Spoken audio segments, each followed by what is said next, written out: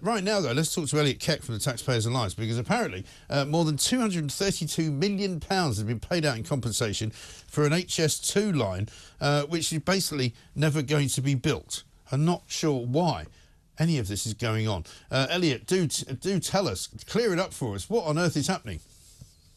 Well, a very good morning, Mike. And yes, this is an absolute classic of the genre. So at the Conservative Party conference last year, Rishi Sunak did actually one of the few sensible things that he's done during his premiership by scrapping the northern leg of HS2, which was set to go from Birmingham to Manchester. But HS2 Limited, the company, the Quango that runs the project, had already purchased a significant amount of land, a significant number of properties, and had pledged to purchase a significant number more where the track would be built. And as a result, hundreds of millions of pounds have been paid out to people to purchase properties that will never actually be needed.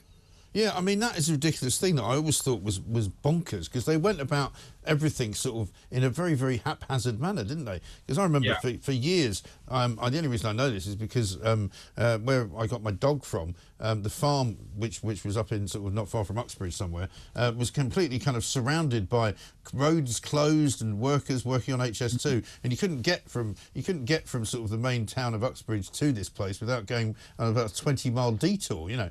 And so they'd bought all the houses in that particular area, which wouldn't have come cheap, and they were running this line, and that part will, I presume, will still work when it eventually opens. But loads of it, they were buying land way in advance of what they were planning to do, which almost seemed like a stupid idea to me.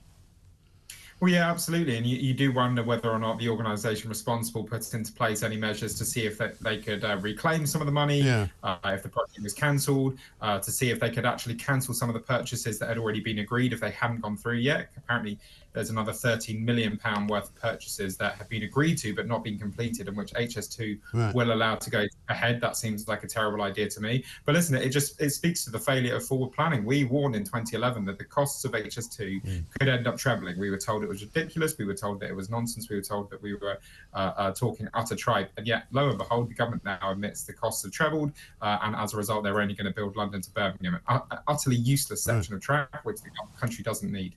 Absolutely right, and which nobody really asked for in the first place. And, you know, the whole point of HS2 was to move people around quicker, and now fewer people are moving around anyway, because we've had, of course, the work from home brigade. We were talking about that today again. So people are not actually using the trains during the week as much as they used to anyway.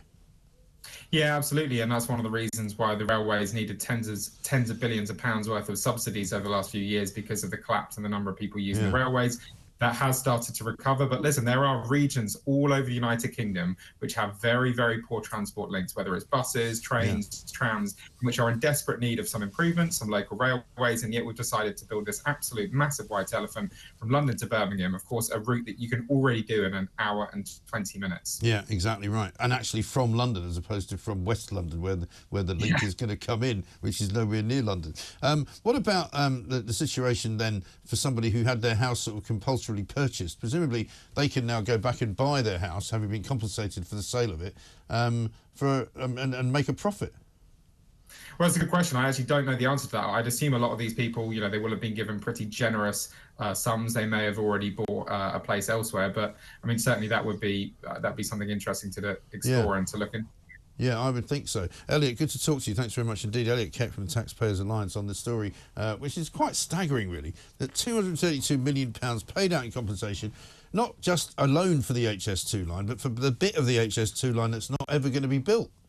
I mean, that's ludicrous, isn't it? I mean, the way that they spend money. I've heard this before from people, because I know, because of the amazing listeners and viewers that we've got, we know people who've been working for HS2. And of course, if you're a contractor, one of the things that you get told is that just bill whatever you like, because it will get paid. Just inflate the price to whatever you want it to be. It'll get paid. It's a government contract. It's a, it's a license to print money. Some people have told me that you could charge up to 3 to 4 times the regular rate at which you would work for somebody else if you're working on HS2. I'll take any calls on that you've got, but it is extraordinary that this kind of money is just thrown around, because let's face it, it's our money.